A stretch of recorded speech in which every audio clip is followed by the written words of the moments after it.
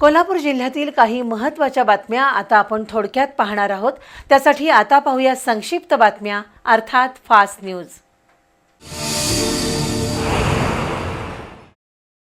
कोल्हापूर जिल्हा वैश्य समाजाच्या वतीनं नूतन नगरसेवकांचा सत्कार करण्यात आला।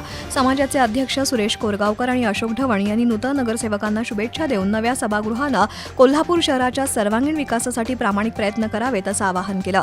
यावेळी शशिकांत मस्कर, अमित लाड, सुरेश कानकेकर, नामदेव ढवण यांच्यासह मान्यवर उपस्थित होते। पोलीस भरतीसाठी इच्छुक असणारे विद्यार्थी शिवाजी विद्यापीठातील मैदानावर धावण्याचा सराव करतात। पोलीस भरती 15 दिवसांवर येऊन ठेपली आहे। अशावेळी विद्यापीठ प्रशासनानं अचानक भरतीसाठी पळण्याचा सराव करणाऱ्या विद्यार्थ्यांना अटकाव केलाय। त्याच्या विरोधात विद्यार्थ्यांनी शिवाजी विद्यापीठासमोर धरणं आंदोलन केलं। त्यानंतर विद्यापीठ प्रशासनाला जाग आली आणि पोलीस भरतीसाठी सराव करणाऱ्या विद्यार्थ्यांना मैदान उपलब्ध करून देण्यात आलं।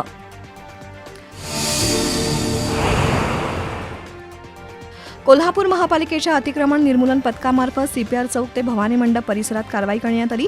त्यामध्ये 2 हातगाड्या, 12 स्टँड बोर्ड, 4 टेबल तसंच 10 डिजिटल बोर्ड आणि इतर साहित्य जप्त करण्यात आलंय। कारवाईवेळी काही फेरीवाल्यांनी आपल्या हातगाड्या स्वतःहून काढून घेतल्या। तसंच मध्यवर्ती एसटी बस स्थानक परिसरातील 8 छपऱ्याही काढण्यात आल्या। कर्नाटकातील बोरगाव इथं राहणारे संतोष कांबळे भाजी विक्रीसाठी आज इचलकरंजीतील आठवडा बाजारात रिक्षा घेऊन आले होते। भाजी विकून झाल्यावर ते पुन्हा गावी जात होते। दरम्यान ते नाट्यगृह चौकात आले असता त्यांच्यासमोर एक भरधाव दुचाकी आली। त्या दुचाकीला चुकवण्याच्या प्रयत्नात रिक्षा पलटी झाली। या अपघातात संतोष कांबळे गंभीर जखमी झाले। अपघातानंतर नागरिकांनी मोठी गर्दी केली होती। नागरिकांनी तातडीनं जखमी कांबळे यांना आयजीएम रुग्णालयात दाखल केलं। मात्र चेहऱ्याला गंभीर दुखापत झाल्यानं पुढील उपचारासाठी कांबळे यांना खासगी रुग्णालयात हलवण्यात आले।